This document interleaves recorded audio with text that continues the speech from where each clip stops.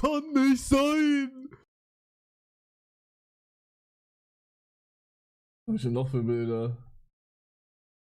Hier habe ich ein Bild, wie ich eine Banane esse.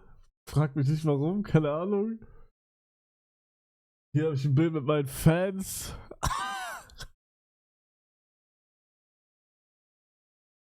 Digga, die Haare, Bro. What the fuck? No joke, das sieht so aus, aber ich hab da Haare, aber die sind halt so dünn, dass man das nicht sieht. Hier Thumbnail mit meinen Bres. Kajuji muss das machen. Digga, die Quali ist ja so kacke, Alter. Das ist mal wieder Samsung. Oh Gott, Alter. Was haben wir denn hier? Das gibt's ja auch noch. Seid ihr glücklich, ja?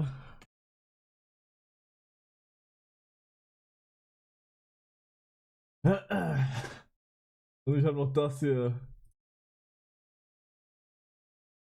Krass, oder? Bro, hat nichts mit Samsung zu tun, Average iPhone-User. Wie hat nichts mit Samsung zu tun? Das ist die Kameraqualität scheiße, das ist ja doch. Apu!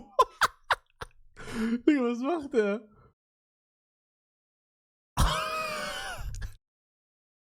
Digga. Oder hier noch Bossbild, Digga. Digga, also was ist das für eine Quali, Junge, hä?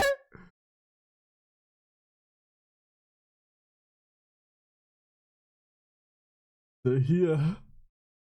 Guck mal. Alle Fans sind gegangen.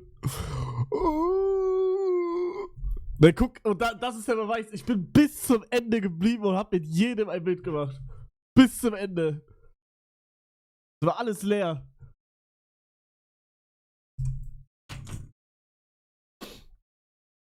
Ja.